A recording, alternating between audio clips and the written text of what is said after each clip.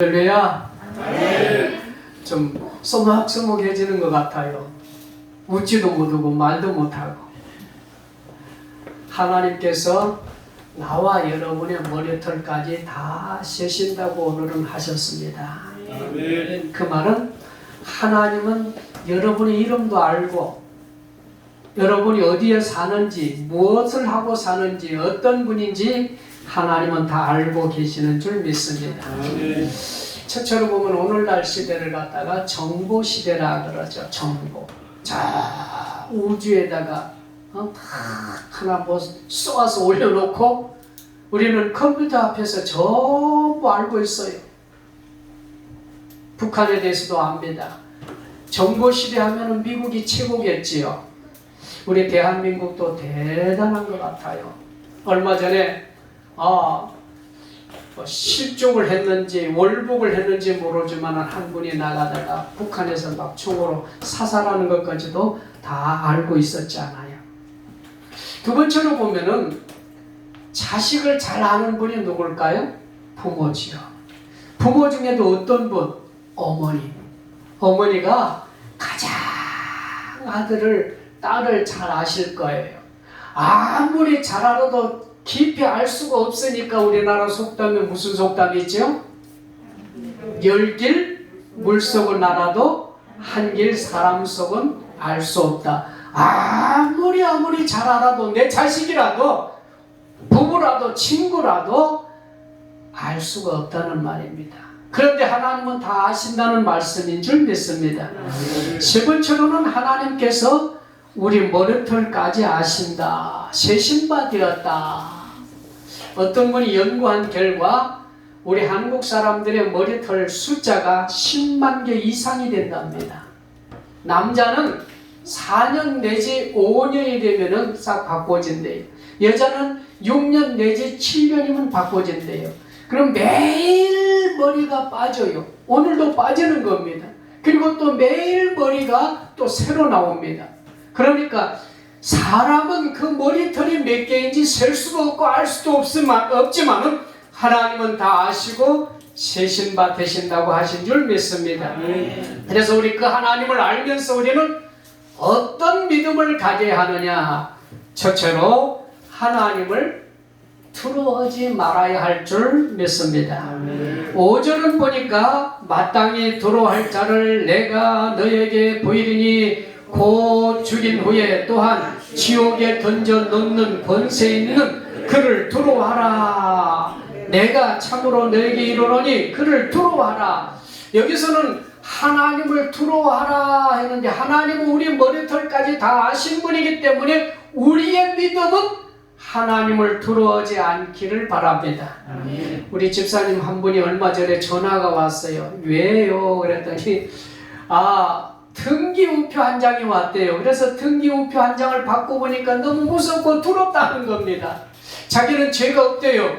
죄가 없어서 그냥 아주 편안하게 사는데 그래도 경찰서 앞을 지나가면 무섭고 두렵답니다. 파출소 앞을 지나가도 무섭고 두렵대요. 아니 경찰 아저씨 한 분만 봐도 무섭고 두렵대요. 왜 그럴까요?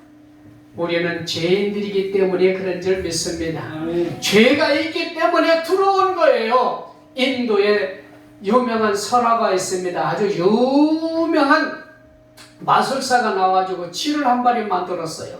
그 쥐를 만들어 놓으니까 쥐가 막 이렇게 보더니 옆에 개가 한 마리 있으니까 두렵고 무서워서 벌벌벌벌 떨고 막 자꾸 쥐구멍으로 쥐가 쥐구멍으로 들어가려고 하는 겁니다. 그래서 그 쥐가 하도 불쌍해가지고 또 마술을 부려가지고 개로 만들어졌어요.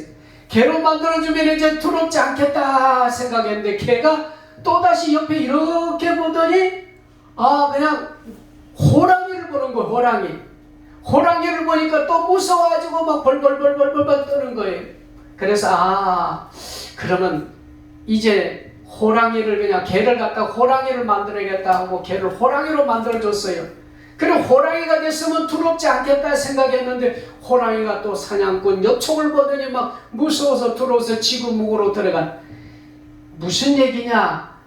이 세상에는 참 너무 두렵고 무서워서 벌벌 떨고 있어요. 지금 우리 대한민국뿐만 아니라 세계가 무섭고 벌벌 떨고 있는 게 뭐죠? 코로나19 때문입니다. 그런데 하나님은 무서워하지 말아라, 두려워하지 말아라, 내가 너 머리털까지 다 아신다고 하신 줄 믿습니다.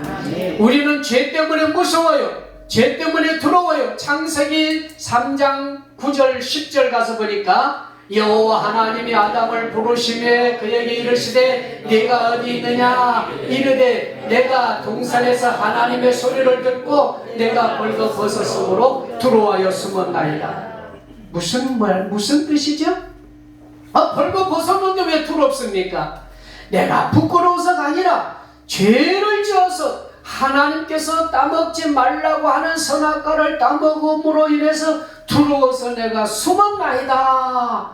우리가 무섭고 두려운 것은 뭐냐면 죄 때문인 줄 믿습니다. 그러니까 코로나도 무섭고 두렵지 않을 수 있는 방법은 하나님께서 내 머리털까지 다 세신바 되었으니 하나님을 두려워하지 않으면 하나님께서 여러분과 나를 지키시고 도와주신다는 말씀인 줄 믿습니다.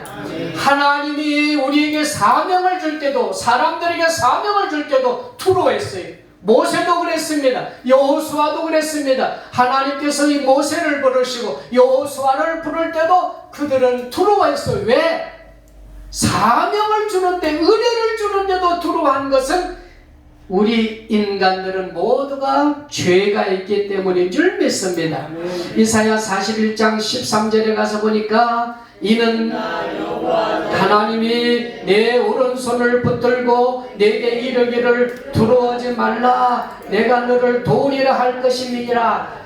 얼마나 무섭고 두려워서 벌벌 떨고 있으면 하나님께서 우리의 오른손을 꽉 붙드시고 두려워하지 말아라, 내가 너를 도와주리라. 지금 이 시간에 하나님의 오른손이 여러분과 나의 오른손을 꽉 붙드는 믿음, 그리고 도와주시는 믿음을 가지고 이제는 두려워하지 않는 남은 삶을 살아가시는 축복이 있기를 바랍니다. 그러기에서 고린도후서 1장 20절에 있는 말씀으로 아멘하면 됩니다. 하나님의 약속은 얼마든지 그리스도 안에서 이해가 되니 그런즉 그로 말미암아 우리가 아멘하여 하나님께 영광을 돌리게. 하나님의 약속은 얼마든지 분명히 하나님께서 내가 너의 오른손을 붙들으리라, 붙잡아 주고 두려워하지 말라, 내가 너를 도와주리라. 그때 우리가 할 수 있는 말은 뭐예요?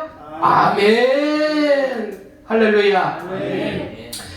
두째로 가서 우리가 해야 할 일은 그리스도를 시인하는 것입니다. 8절 봅시다. 내가 또 너에게 말하노니 누구든지 사람 앞에서 나를 시인하면은 인자도 하나님 앞에서 그를 시인할 것이요.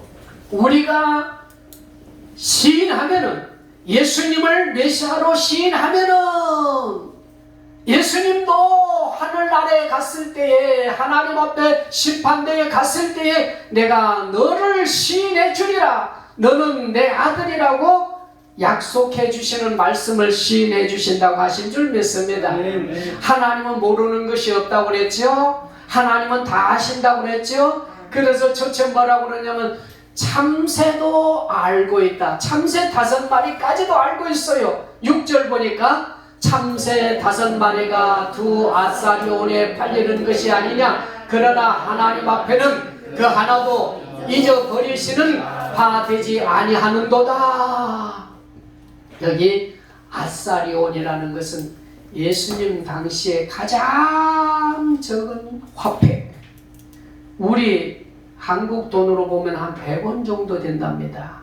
그러니까 참새 5마리가 얼마에 팔리냐면은 200원에 팔린다는 거예요.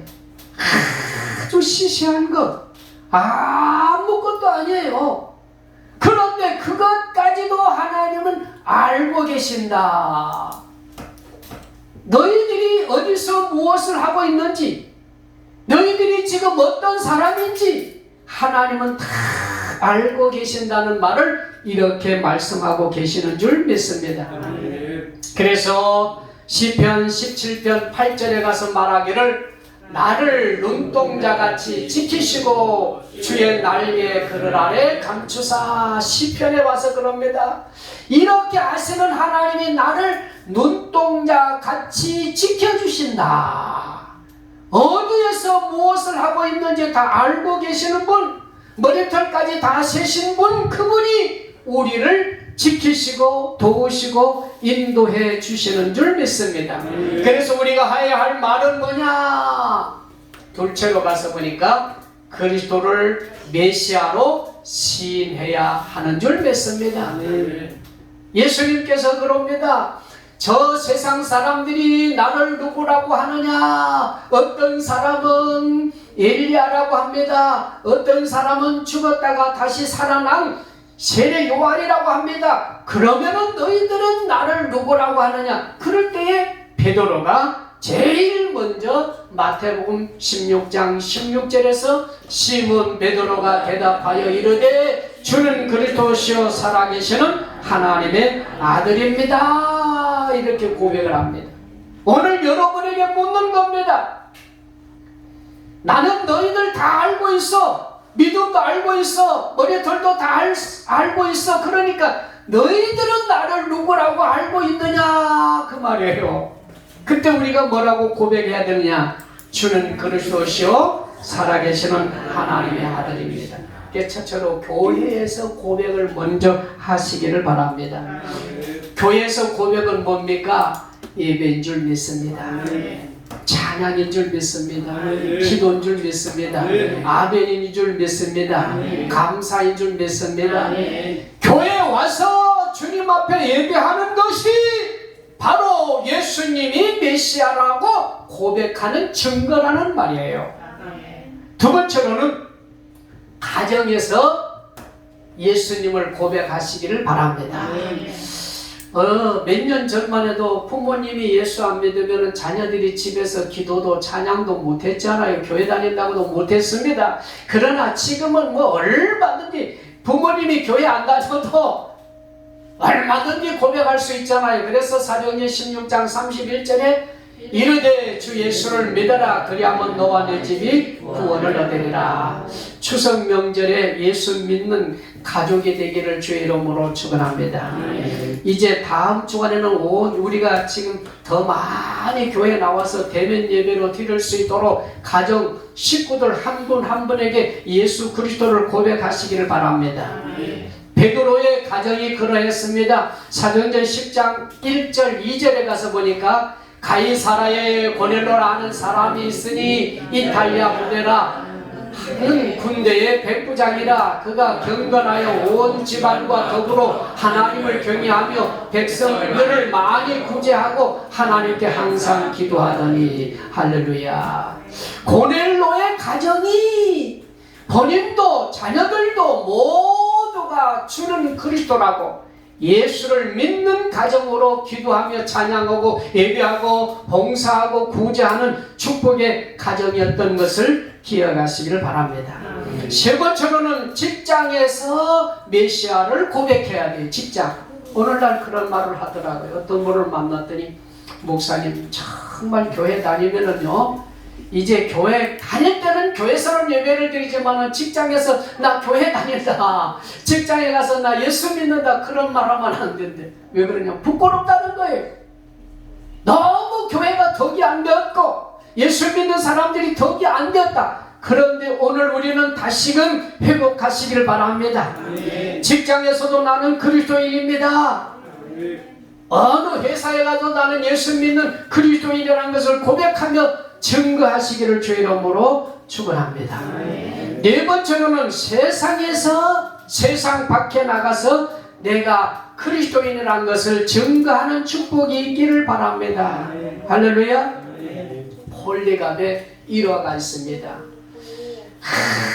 아무리 유혹을 하고 아무리 그냥 이렇게 잘 타일러도 안 되고 고문을 시켜도 안 되고 마지막으로 화영장 앞에서 하는 말이 당신이 지금 한 번만 예수를 모른다고 부인하면 내가 살려주리라. 그때 폴리갑이 하는 말이 그렇게 엉뚱한 소리 하지 마십시오. 예수님은 86년 동안 나를 한 번도 모른다고 하지 않았는데 내가 어찌 예수님을 모른다고 부인할 수 있겠습니까? 하면서 십자가에 화형식이 당하여 순교했다는 일화가 있습니다. 오늘 세상에 나가서 한 번도, 단 한 번도 예수를 모른다고 부인하지 않고 예수가 메시아라고 고백하는 귀하고 아름다운 삶을 살아가시기를 주의 이름으로 축원합니다. 세 번째로 가서는 성령을 거역하지 말아야 된다. 10절 누구든지 말로 인자를 거역하면 사하심을 받으려니와 성령을 모독한 자는 사하심을 받지 못하리라. 예수님은 다 하셨잖아요. 가룟 유다가 나를 배반하고 나를 팔 것을 아셨어요. 베드로가 나를 모른다고 3번이나 부인할 것을 알았어요. 여기서도 보는 말로 인자를 거역하면은 말로 나를 말로 그냥 모른다고 할지라도 다시 하나님 앞에 고백하고 주는 그리스도시요 살아계시는 하나님이라고 고백하고 성령의 인도하심을 따라 지시함을 따라 성령을 거역하지 않는 사람은 하나님께서 구원시켜 주신 줄 믿습니다. 그래서 구원받지 못한 죄는 크게 3가지가 있죠. 하나는 하나님을 믿지 않는 죄인 줄 믿습니다.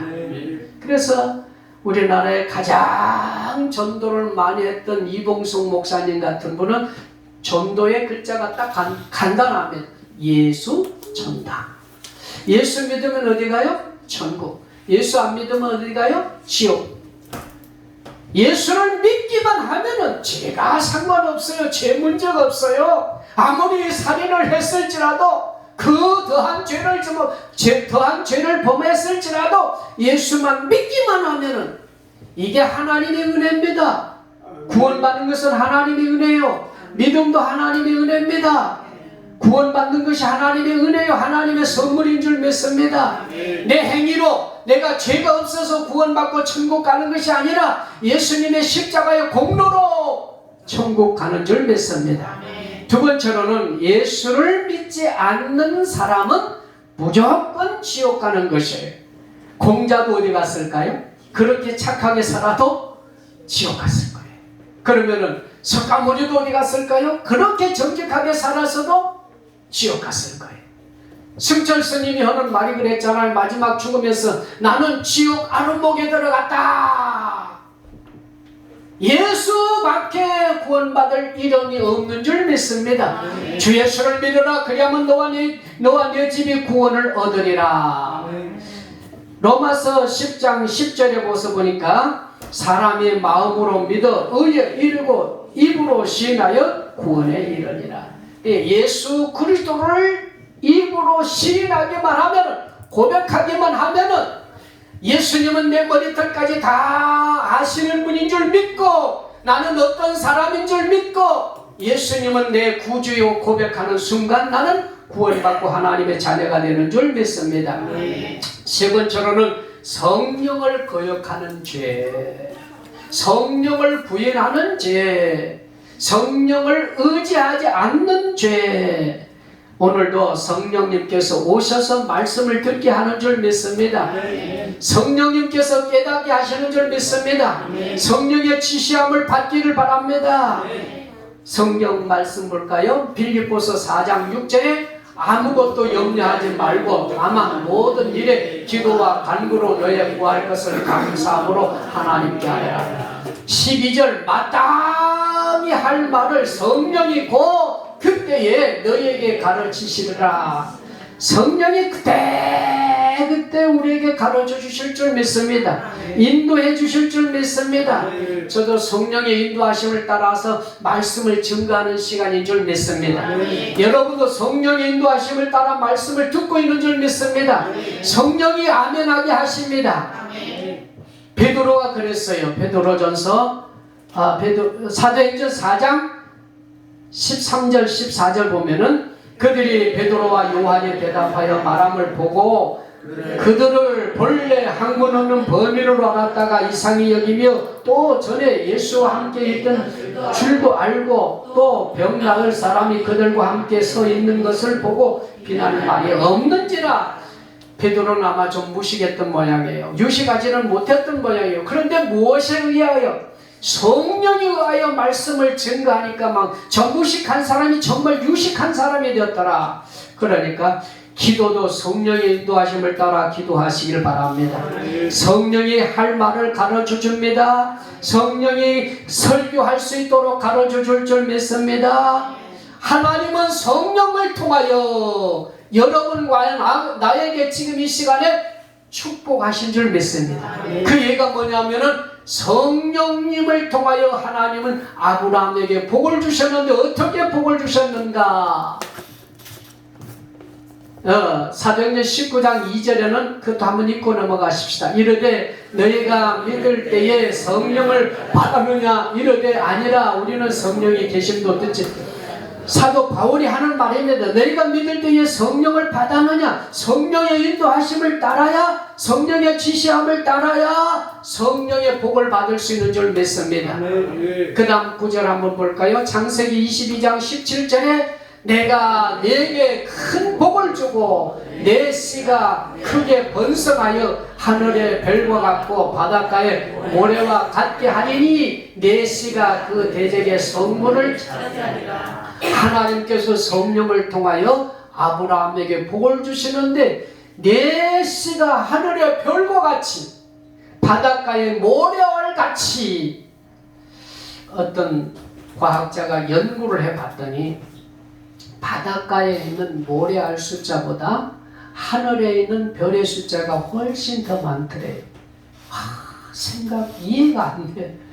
모래가 한 주먹만 손에 꽉 쥐도 이 모래가 몇 개인 줄 알 수 있어요?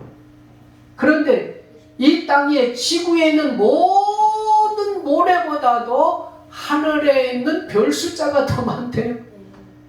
그러나 그 별이 몇 개인 줄 몰라요. 모래알 숫자가 몇 개인 줄 몰라요. 머리털 숫자가 몇 개인 줄 몰라요. 하나님은 머리털의 숫자도 알고 모래알 숫자도 알고 하늘의 별의 숫자도 아는 하나님이신 줄 믿습니다. 그 하나님께서 성령을 통하여 여러분에게 믿도록 역사하시고 성령을 통하여 축복하는 줄 믿습니다. 네, 두려워하지 말아라. 예수님을 메시아로 고백해라.